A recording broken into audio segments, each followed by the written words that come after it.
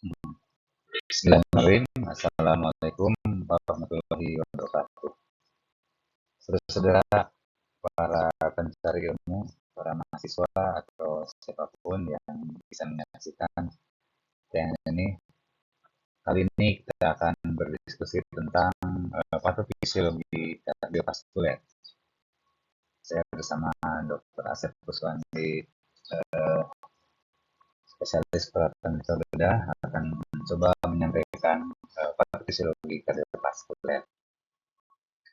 Tujuan pembelajaran kali ini adalah membahas atau berdiskusi tentang apa itu kardiovaskuler, lalu gagal jantung, angina pectoris, hipertensi, atherosclerosis shock, dan saya menyampaikan ini hasil penelitian mahasiswa kita tentang hipertensi.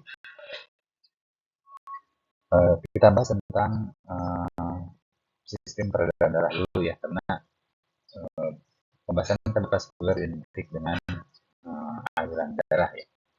Aliran darah ini ada berbagai tipe. Yang pertama adalah tipe sirkulasi pulmonal atau sirkulasi paru. Nah, jadi darah yang deoksigenisasi, jadi darah yang kekurangan D itu tidak ya, atau kekurangan oksigen, dari ventrikel kanan ini langsung akan masuk ke dalam paru-paru ya. Ini gambaran darah biru ini adalah gambaran yang darah kekurangan oksigen atau deoksigenisasi. Dia akan masuk ke dalam jantung ya, baik dari atas ya, dari kepala, lalu ini dari bagian bawah, dari kaki, dari perut, dari liver. Sebenarnya darah kotor itu akan masuk ke jantung atrium sebelah kanan. Lalu setelah atrium sebelah kanan, maka darah akan masuk melalui katup trifus vidalis ya. Darah dipompa dan nggak akan kembali lagi karena ada katup. Setelah darah full masuk sini, katup menutup, maka terjadilah kontraksi, maka darah akan keluar. Yang disebut ini sebagai arteri pulmonal. Kenapa disebut arteri? Karena darahnya keluar dari jantung. Tetapi ini darahnya darah masih kotor ya, banyak karbon dioksida. Nah, tujuan masuk ke paru-paru adalah tiada lain untuk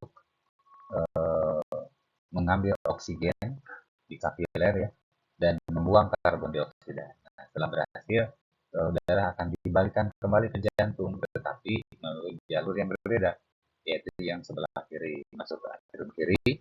Dari atrium kiri ini darah dipompakan ke ventrikel kiri, tetapi tidak akan balik lagi ke atrium kiri karena ada katup namanya katup vicus vidalis. Nah, setelah katup vicus vidalis, jadi kerepotannya. Setelah sidikus ini menutup, maka darah dipompakan, maka darah tidak akan kembali ke atrium ya, karena tadi ada katup vicus vidalis. Maka darah dipompakan ke aorta. Lalu darah juga nggak akan balik lagi ke ventrikel karena ada katup namanya katup semilunaris atau disebut sebagai katup aorta. Jadi darah dipompakan ke seluruh tubuh, ke atas, ke bagian kepala, ke bawah, ke bagian tentunya ke bagian bawah jantung, ke bagian bawah dari itu. Ada juga aliran darah tipe portal. Portal itu artinya dia makanan arteri yang disebarkan ke seluruh tubuh, dan akhirnya masuklah ke usus dari ventrikel tadi ya, dari ventrikel tadi itu masuk ke tentunya ke aorta, lalu terbagi dari ini namanya adalah aorta abdominalis ya, aorta thoracalis, abdominalis. Nah, di abdominalis bercabang lagi menjadi arteri. Arterinya masuk ke dalam usus, lalu dia mengambil sari-sari makanan di sini. mengabsorpsi berbagai nutrisi yang dibutuhkan. Nah, lalu keluarlah menjadi pena porta. Dari pena porta masuk ke hati. Untuk apa? Di hati untuk detoksifikasi. Nah, setelah detoksifikasi maka dia akan masuk ke pena cava inferior, kembali lagi tadi ke atrium kanan, lalu ventrikel kanan, lalu nanti dipompa ke seluruh tubuh, dipompa ke paru-paru untuk dicuci kembali. Begitulah darah pena sirkulasi porta jantung, usus, hati, pena jantung lagi, jantung, aorta, arteri, usus, pena porta, liver, dan seterusnya. Itu namanya peredaran pena sirkulasi portal. Kalau double sirkulasi ya berarti yang tadi ya, darah dari bagian bawah, darah dari bagian atas bergabung yang masuk ke dalam atrium, lalu di atrium dia akan masuk ke atrium kanan, ke ventrikel kanan, lalu dipompakan. Dan di sini ada satu namanya arteri pulmonalis ya. Lalu dipompakan ke paru-paru, dari paru terjadi pertukaran oksigen, lalu masuk ke sini, ke atrium kiri, darah masuk lagi. Nah, ini masuk ke seluruh tubuh, lalu dibalikkan lagi ke jantung dan seterusnya. Jadi darah kotor dibersihkan di paru-paru, udah bersih, edarkan lagi, lalu kasih lagi makanan ke berbagai jaringan, pompa, balikin lagi ke jantung dan seterusnya.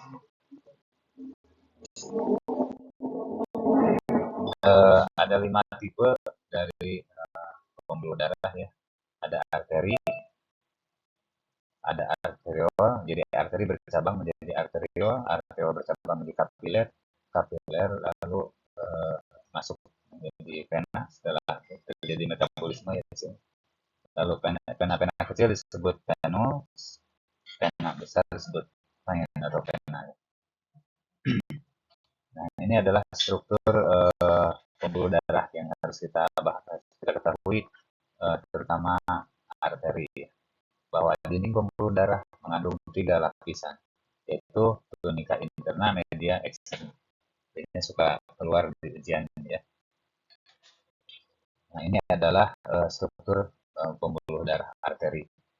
Ini lapisan dalam ya, tunika interna, dan ini langsung biasanya berhubungan dengan darah. Langsung ya, berhubungan darah, ada penyempitan pembuluh darah karena plak biasanya di sini. Yang kedua, tunika media. Tunika media ini merupakan lapisan otot ya. Dan tunika eksterna sebagai pembungkus pembuluh darah. Diulangi lagi, dari dalam ada interna, media, dan tunika eksterna. Tunika interna atau intima ya. Ini adalah bentuk lapisan paling dalam dari pembuluh darah, langsung berhubungan dengan darah. Ada sel-sel dibentuk dari sel-sel endotelium, disebut innermost, dan membran basal.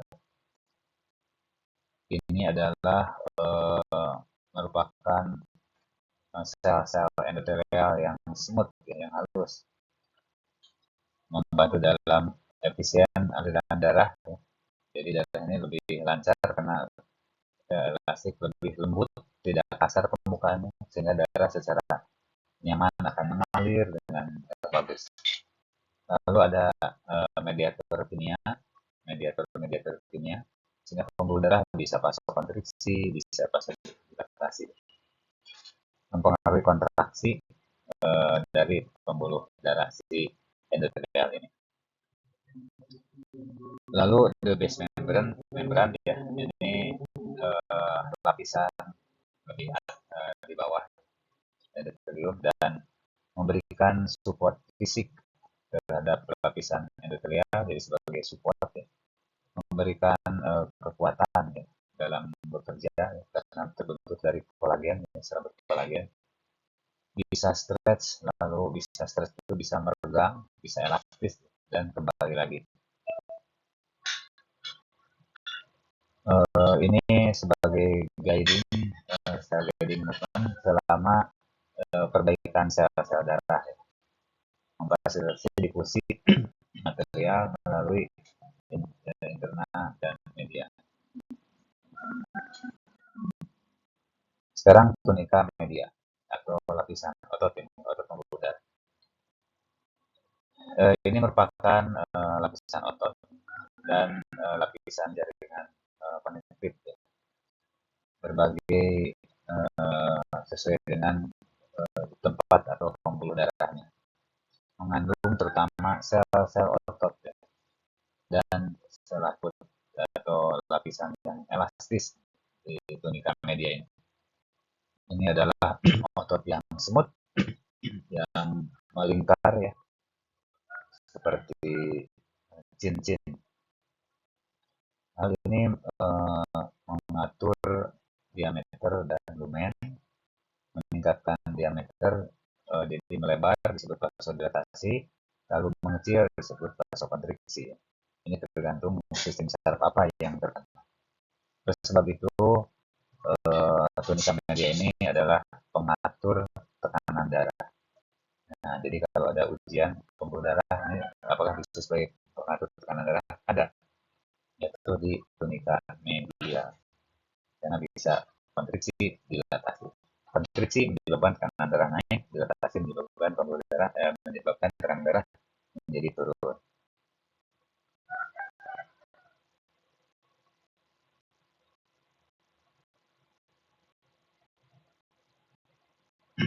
Jika terjadi misalnya shock, kekurangan minum, atau sedang puasa, maka tubuh membantu mempertahankan tekanan darah dengan cara vasokonstriksi.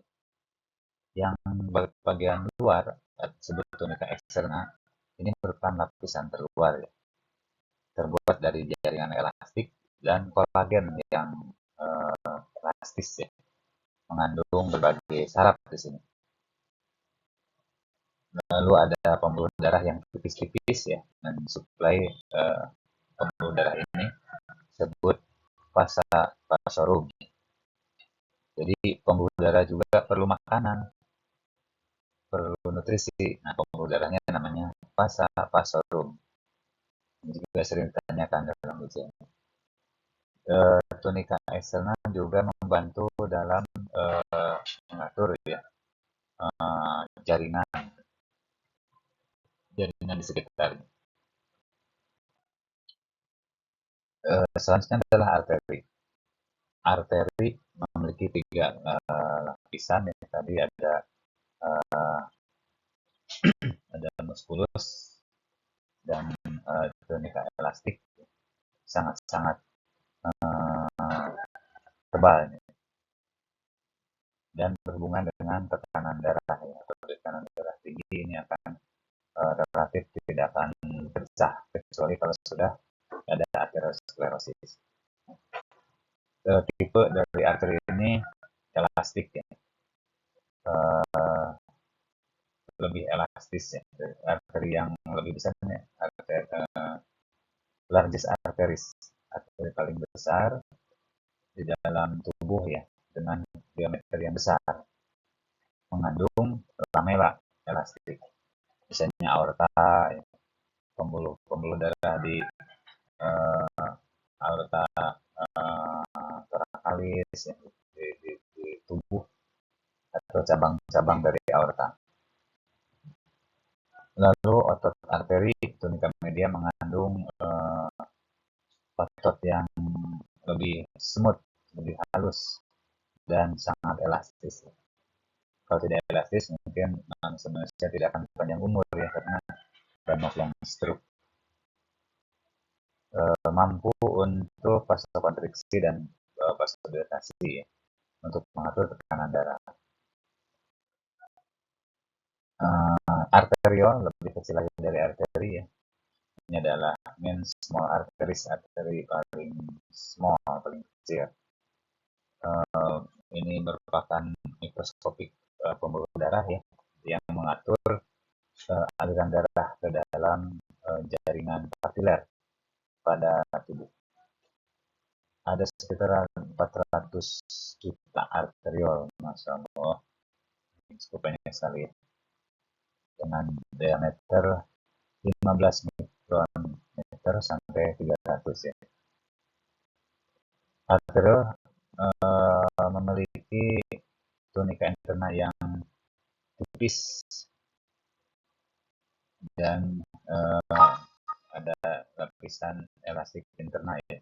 Tunika media mengandung 1 lapisan. Tunika eksterna terbuat dari arteriol dan tidak memiliki myelin simpatis, saraf simpatisnya tidak myelin simpatetik. Jadi sarafnya tidak memiliki myelin. Arteriol memiliki peranan yang sangat besar dalam mengatur aliran darah dari arteri ke kapiler, yang mengatur resistensi pembuluh darah yang resisten. Jadi tahanan arteri ini mempengaruhi arteriol untuk bisa supply masuk ke dalam jaringan. Sehingga kalau orang hipotensi, kenapa bisa anoksia? Karena mengalami kurang tekanan ya, sehingga terhambat. Kapiler merupakan lapisan vena terkecil disebut kapiler. Diameternya 5-10 milimikron.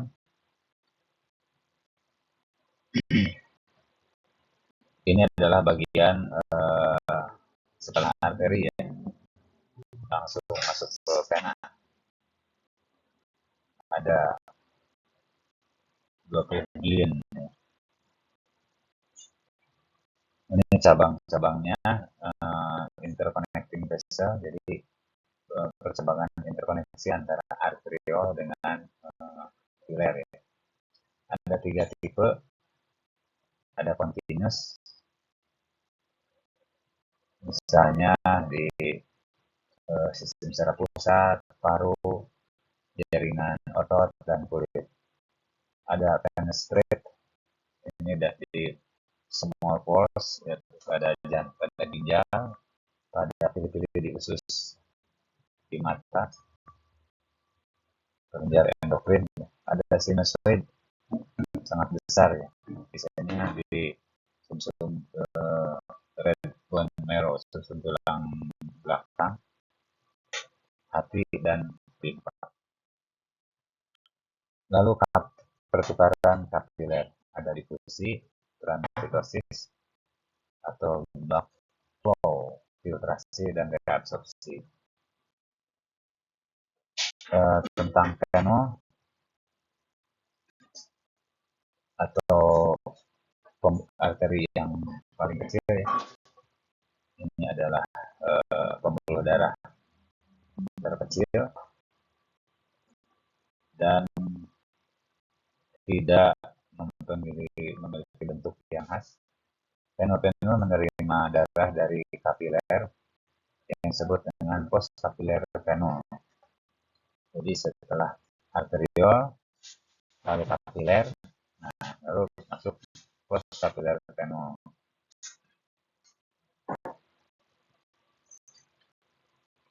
Lalu mengandung otot-otot vena ya, ini ukurannya 50-200 milimikron. Ini lebih memiliki tekanan ya, dari sistem pembuluh darah ini tekanannya cukup tinggi karena harus melawan masih jauh ke jantung ini ya. Reservoir for accumulation blood volume of blood. Jadi ini tempat menahan kumpulan dari pembuluh darah yang ada di seluruh tubuh. Nah, setelah dari veno, maka masuk ke agak besar dikit, namanya vena. Vena memiliki dinding yang tipis, ukurnya 0,5 mm sampai 3 cm diameternya. Memiliki 3 lapisan, tunika interna dan tunika media dan tunika eksterna merupakan lapisan paling tebal. Pena ini memiliki berbeda ya dengan arteri tentunya, tetapi lumennya lebih besar daripada arteri. Tekanan darah di pena ini lebih rendah daripada di arteri ya. Kebanyakan pena mengandung katup. Nah, ini perbedaannya yang khasnya suka keluar di ujian. Pena ini mengandung katup, sementara arteri ini tidak memiliki katup. Untuk apa katup itu? Untuk mencegah darah balik lagi ya. Jadi dia kan menjadi jantung. Kalau nggak punya katup dia nggak ke jantung, maka aliran darah akan macet. Ini adalah lapisan dari pena. Ada lapisan luar, lapisan otot, lapisan elastis ya, lapisan katup. Ini katup, dan lapisan dalam. Ini katup. Lalu ini adalah ciri khas dari perbedaan pembuluh darah. Arteri elastik, muskulus arteri, arteriol, kapiler, postkapiler, muskulus yang lain. Ini urutannya. Arteri, ada otot arteri untuk dipompakan ke arteriol, lalu ke post kapiler, venul, otot, dan vena. Nah, distribusi darah itu ternyata di sistem vena dan venul, blood reservoir atau tersimpan 60%. 60%. Sementara di paru-paru terkumpul 20%, di jantung 8%, di sistem arteri ya, dan arteri 50%, 15%, dan di kapiler 5% saja. Jadi banyaknya di vena dan venul. Sudah selesai konsep tentang kardiovaskuler ya, sifat jantung dan sifat pembuluh darah. Sekarang apa yang disebut dengan gagal jantung? Gagal jantung adalah kondisi ketika jantung bekerja kurang efisien dari biasanya. Hal ini mengakibatkan jantung tidak dapat memompa cukup oksigen dan nutrisi untuk memenuhi kebutuhan tubuh. Kondisi gagal jantung ditandai oleh batuk ya. Ini kalau gagal jantung sebelah kiri biasanya batuk dan sesak ya. Dan kadang-kadang terbangun di malam hari karena sesak. Selain batuk dan sesak, gejala gagal jantung adalah bengkak di kaki atau bagian tubuh yang paling rendah.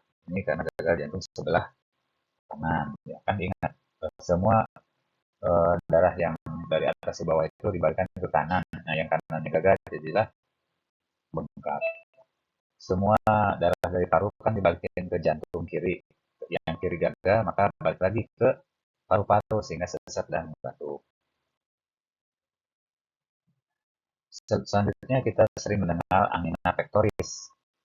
Angina pectoris adalah kumpulan gejala klinis berupa serangan nyeri dada yang khas, yaitu seperti ditekan atau terasa berat di dada yang sering menjalar ke lengan kiri. Berlangsung sekitar 30 menit. Ada 3 jenis, yaitu angina stabil, unstabil, dan prince-metal. Angina pectoris tidak stabil. Namanya juga tidak stabil, yang merupakan rasa tidak nyaman atau nyeri pada dada yang disebabkan oleh kurangnya aliran darah dan oksigen ke jantung. Ini adalah bagian dari sindrom koroner akut dan dapat menyebabkan serangan jantung. Bahaya nih kalau tidak stabil. Nah, ciri-cirinya terjadi ketika sedang beristirahat atau melakukan aktivitas yang sangat sedikit. Lebih parah atau berlangsung lebih lama. Jadi lebih parah atau berlangsung lebih lama dari episode angina biasanya. Menjadi lebih buruk dengan aktivitas atau stres emosi ya. Semakin dia marah, makin terasa serangannya. Dan terbangun dari tidur karena sesak dan nyeri dada. Itu yang tidak stabil. Kalau stabil, angina stabil adalah nyeri atau kenyamanan dada yang paling sering terjadi akibat aktivitas atau stres emosional. Angina disebabkan oleh buruknya aliran darah melalui arteri koroner. Itu yang stabil. Lalu angina apa perbedaan angina stabil dan tidak stabil? Kalau angina stabil dan tidak stabil terjadi saat istirahat atau dengan sedikit aktivitas, dan ini lebih buruk walaupun terus istirahat kan terus aja sakit. Nah, ini tidak stabil, kurang dapat diprediksi, tiba-tiba sakit. Kalau stabil biasanya terjadi saat aktivitas fisik atau emosi dan hilang dengan istirahat atau pengobatan dan dapat diprediksi. Nah, itu berbeda. Kalau ini tidak dapat diprediksi dan walaupun istirahat dia nyeri terus. Selanjutnya adalah hipertensi. Hipertensi merupakan tekanan darah sistolik pada tubuh seseorang lebih dari atau sama dengan 140 mm/Hg atau tekanan darah diastolik lebih dari 90. Penyebabnya kelebihan berat badan atau obesitas, kurang aktivitas fisik, sehingga terjadi aterosklerosis. Terlalu banyak mengkonsumsi makanan yang mengandung garam. Lalu aterosklerosis. Apa itu aterosklerosis?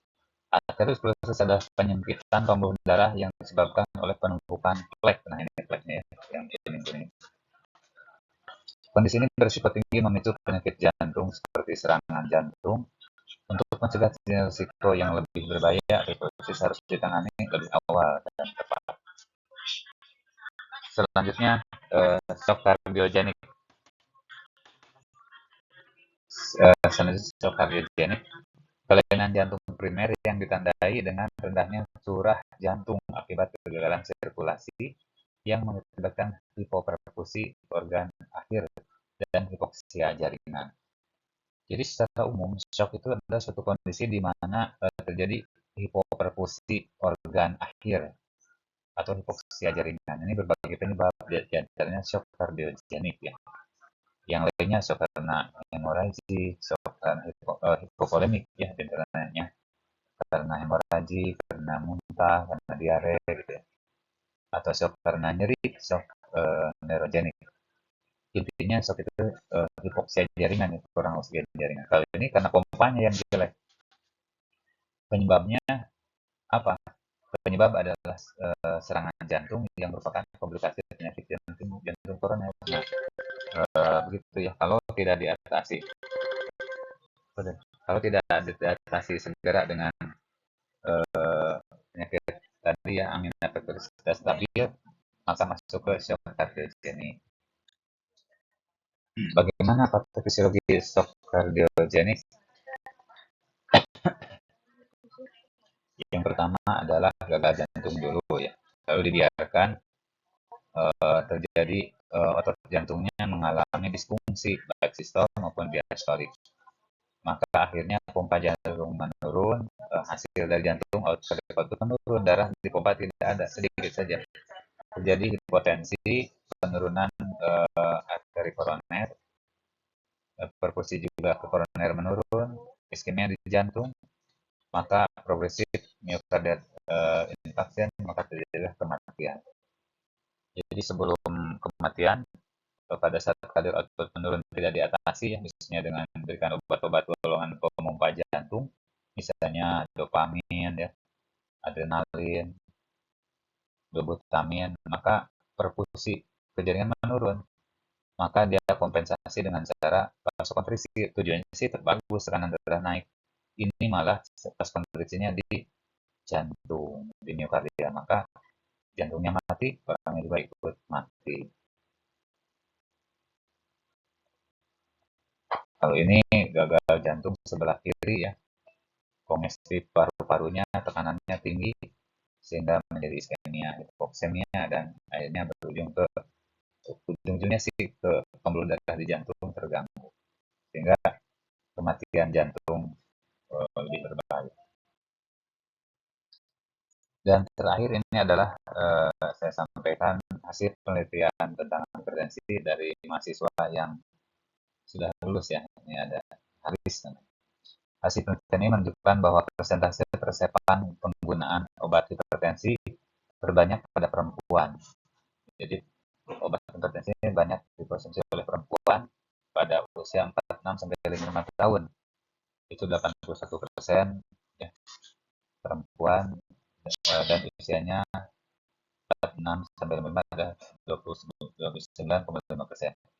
Golongan antihipertensi apa saja yang banyak diresepkan? Ternyata golongan CCB itu 74,5%.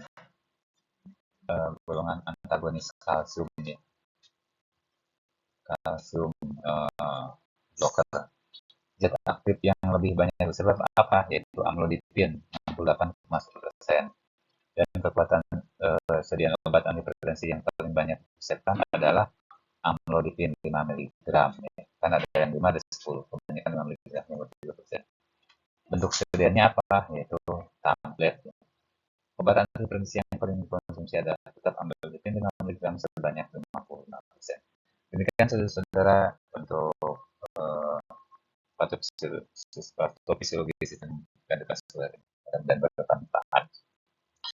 Kalau saya simpulkan bahwa konsep dasar kardiovaskular jantung membutuhkan pembuluh darah arteri untuk kebutuhan oksigenisasinya. Pembuluh darah memiliki lapisan yang kimia, media,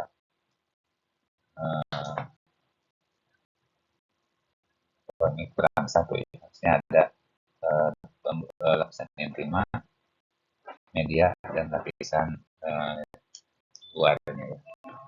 Atau tentunya advertensial. Ini gagal jantung merupakan kemampuan jantung gagal ya memompa sehingga terjadi shock ya. Terjadi penurunan aliran darah ke semua jaringan termasuk ke jantungnya sendiri.